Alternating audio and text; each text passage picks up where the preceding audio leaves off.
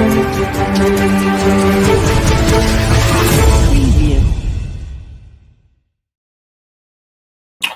and welcome. My name is Zaffar Iqbal and you are watching the Mojo Story. Now, this is a special transmission of Prime Minister Narendra Modi's visit to the US. He's just reached the US and he's gone to the hotel. To a large number of Indian Americans who cheered and waved when he reached the hotel. There's a lot of excitement about this visit. He will be attending the Yoga Day celebrations at the UN headquarters in New Delhi. During his visit, he'll be holding talks with the US President and address joint session of the US Congress in Washington, D.C. So there are many things that are slated, that are on the list. You can see Prime Minister Modi there coming down from the flight and, in fact, going ahead with his schedule. Clearly, an extremely significant visit. We're joined from the US by a very special guest, Dr. Elliot McCarter, who's a noted Hindi and Sanskrit scholar. Welcome to the show, sir. It's an extremely significant visit. There have been many visits in the past, but this is different. It's a state visit. How do you see this different from the past visit, not just of Prime Minister Modi, but other world leaders also? A lot of spotlight on this visit. There is a lot of spotlight on this visit. As you mentioned already, it's a state visit, which is a higher level. And in fact, I believe it's the highest level of honor that the United States president can accord a foreign dignitary. And I think that demonstrates to us the seriousness with which the United States government takes its relationship with India. In relationship to other visits, I know that there have only been 2 other state level visits during the presidency of Joe Biden. One, I believe, was the president of France and also of South Korea. So certainly this puts India on the world stage and on par with America's other close ties and allies.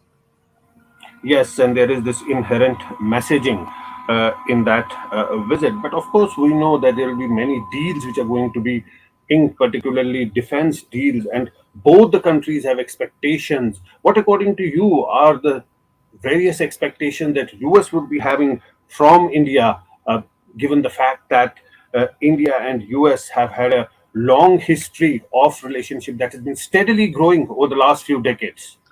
Sure. The Indian relationship really started taking off during the Clinton administration, I think, with great sort of velocity, and has continued until this day.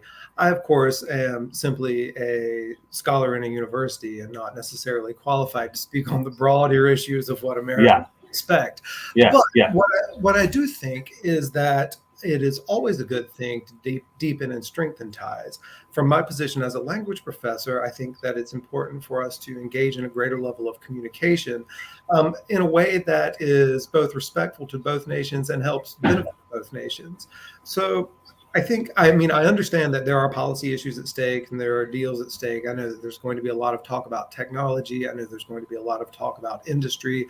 There's probably some infrastructure talk that goes along with that. And of course, all of the other things that are incumbent there. I think an important part of the conversation, though, is also going to be education and educational exchange.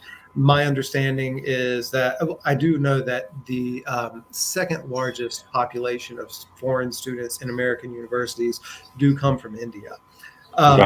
First, I believe it's second now. And I believe that they succeed here. I believe that they do great things. And I also know that India has recently taken some steps to provide more educational opportunities for its citizens at home. For example, the changes that were made to I believe there's now an MD program that's available in Hindi. I think that's a great step towards equity and education in India.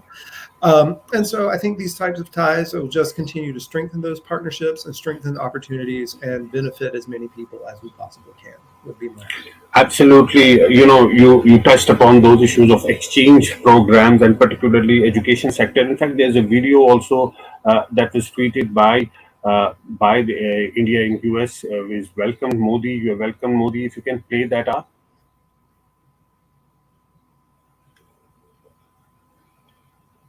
दुनिया के सबसे बड़े प्रजातंत्र भारत के प्रधानमंत्री श्री नरेंद्र मोदी का America में आना एक महत्वपूर्ण घटना है। हम उनका हार्दिक स्वागत करते हैं। मैं गर्व से कहता हूं कि ये देश मेरा घर है और भारतीय मूल के लाखों लोगों का भी। पिछले कई वर्षों में भारतीय मूल के लोगों ने अमेरिका राष्ट्र का योगदान दिया। वो लोग काफी तरक्की करके इस देश का महत्वपूर्ण हिस्सा बन गए हैं। प्रधानमंत्री श्री मोदी जी के स्वागत के लिए अमेरिका में जिस तरह की तैयारी की जा रही है, वो विश्व में भारत के बढ़ते हुए प्रभाव का प्रमाण है। श्री नरेंद्र मोदी जी का हिंदी के प्रति प्रेम सबको मालूम है। मैं यहाँ अमेरिका में हिंदी शिक्षक के रूप में ये आशा करता हूँ कि उनके सहयोग से अमेरिका में हिंदी शिक्षण की संभावनाएं बढ़ेंगी और भाषा के माध्यम से आपस में सांस्कृतिक संबंध भी नया मोड़ लेंगे। दोनों देशों में आपसी सहयोग हमें एक दूसरे को समझने का बेहतर अवसर, अधिक स्वतंत्रता और नई प्रेरणाएं देगा। Absolutely. Absolutely, those words, very significantly, you pointed at the contribution of Indians in America, particularly in the last couple of decades. There's been huge and significant contribution of Indians who are living in America. Absolutely. The fastest growing language in the United States at this point is Telugu. The Indian population has been growing here, especially over the past decades, and have made tremendous contributions, as have so many other communities within the United States. As you know, India, like America, we're both democracies, and the strength of a democracy, one of its strengths is its diversity. The more voices we can have contributing from more angles and perspectives of backgrounds, the stronger we become as a people. And so I'm very, very actually really glad that I have so many friends and colleagues here who are of Indian origin and of Indian descent, who have become a part of my own home and my own country. Yes, and significantly that you said that both are democracies, and that is what makes them natural allies. There's diversity and there is democracy, continuous democracy in India, in America, and that is another reason that there is a natural bonding between the people of the two countries as well. People, you can see in those visuals, Prime Minister Modi meeting with the people, and it looks so very natural. People are taking their selfies, and it's happened in the past also. Whenever Prime Minister goes, and there are these non-resident Indians who welcome their leader, but clearly democracy is one significant factor that binds the two countries. Absolutely. I think both countries have a very long legacy of democracy and a tradition of a representative government that that seeks to bring the voices of all people into the decision-making realm, or that at least it aspires to. And so I do think on the front of promoting democracy and promoting people's right to have representation in government, I think India and the US have a lot in common and a lot to work towards together, both in their respective nations and globally.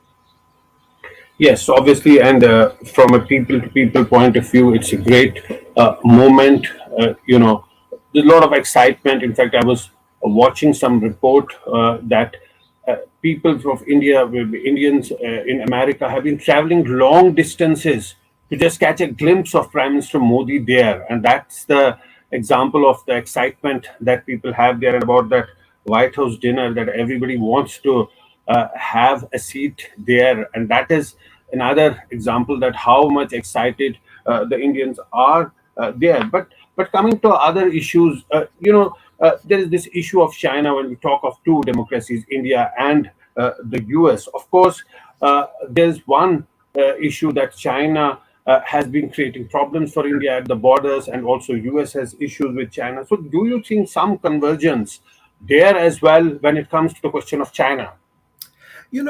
Again, that's probably outside of my realm of policy expertise, but I Yeah. can certainly understand how both the United States government and the Indian government have a mutual interest in dealing with China in a way that benefits both nations and provides for their security, the security of their borders, the security of their economies. And I think that's about all I can really say on the matter. Yes, and you talked about the exchange in education, but there's also this, talks about transfer of technology, artificial intelligence, things like that, and that will be a game changer. Absolutely, and I think that this is one of the key points that is going to come up in this meeting. Is not only just the transfer of technology in terms of the exchange of knowledge, but also the exchange and the creation of infrastructure to increase production of technology within India and to enhance India's trade power in that particular industry. Yeah, and trade, of course, we will see many such sort of agreements taking shape and being signed. A lot of preparation would have gone behind the doors for all these days, both in the US and India, before Prime Minister Modi embarked on this visit. Certainly. Again, this is a state level visit, which I believe Yeah, requires at minimum 6 months worth of preparation to yeah. receive a dignitary at this level, to receive the Prime Minister of India, to receive Modi ji. So certainly all of this has come, not to mention just the decorations, the general fanfare. The support of the Indian community in America, too, has also been truly huge in making sure that Modi feels welcome. Absolutely. And yeah, yeah, please speak once, sir. No, I think, if I were to say anything, that there are still pockets of America which are unfortunately less aware of global politics and less aware of just sort of the situation beyond our own borders.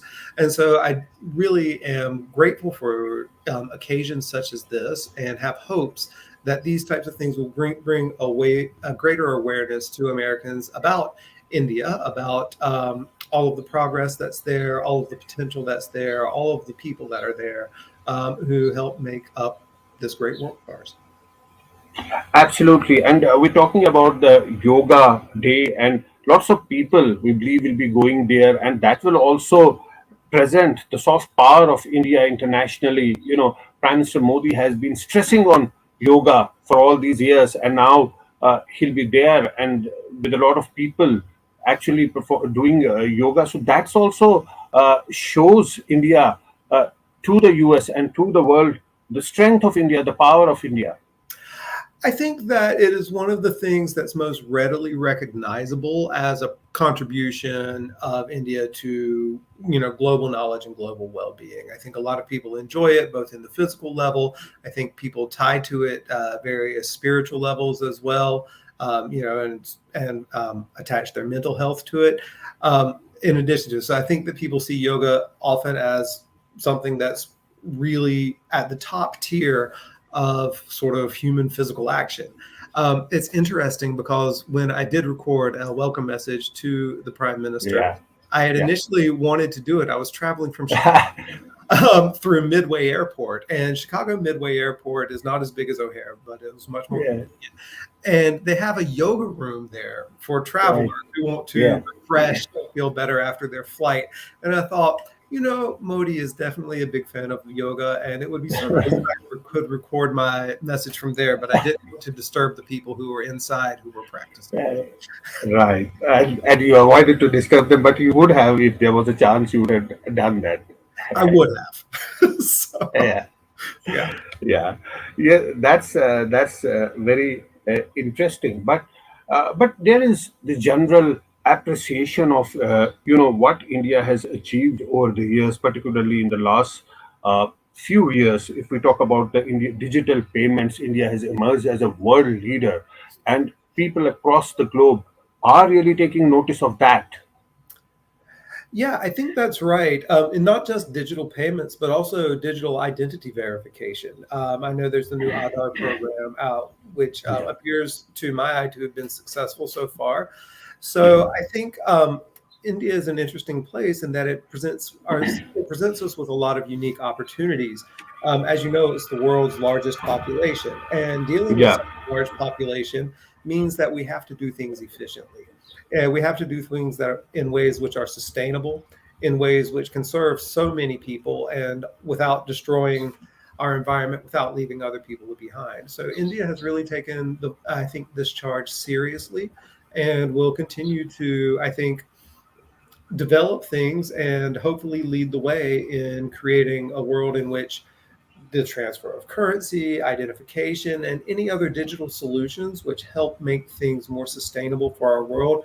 I think India has a real potential to be a leader in this field.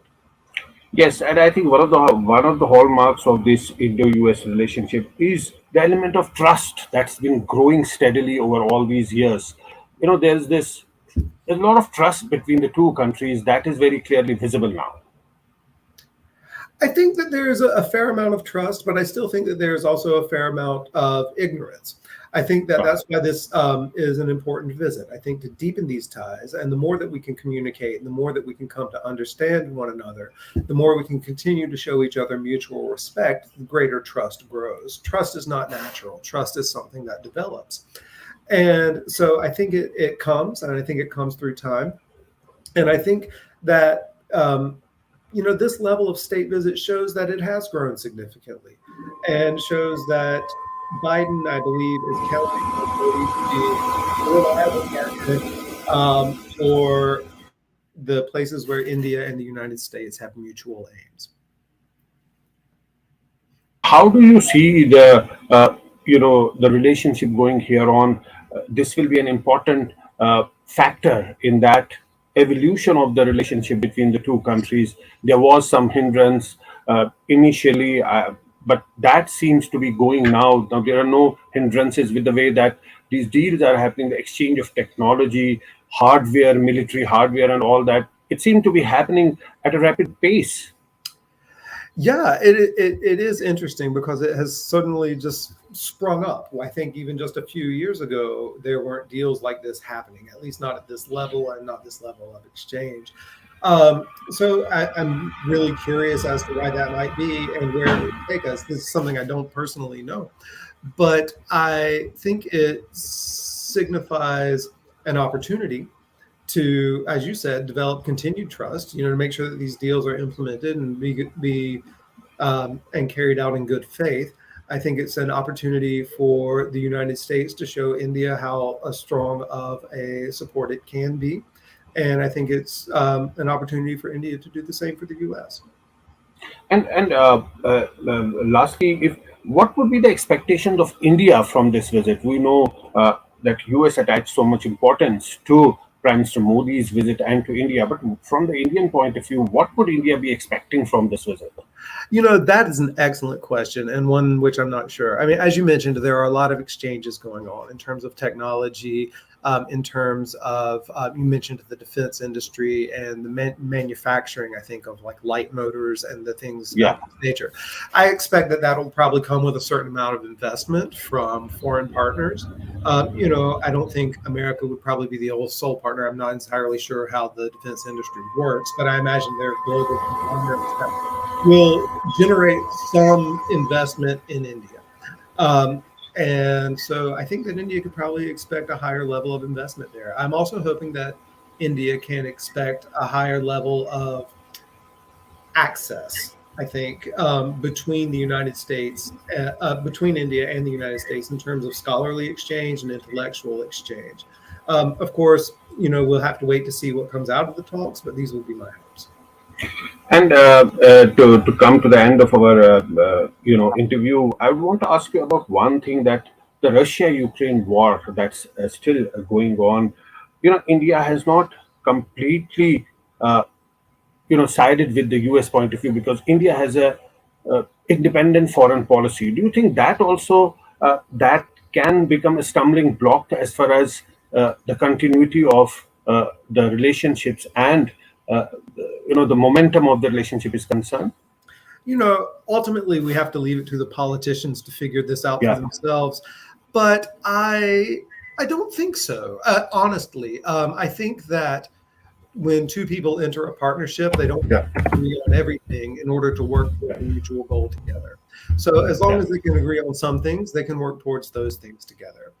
I think that the Ukraine situation is obviously unfortunate, but I understand also that India has a strong history of wanting to be very independent, either being non-aligned or multilaterally aligned. And I think that it's India's prerogative and right to remain that way.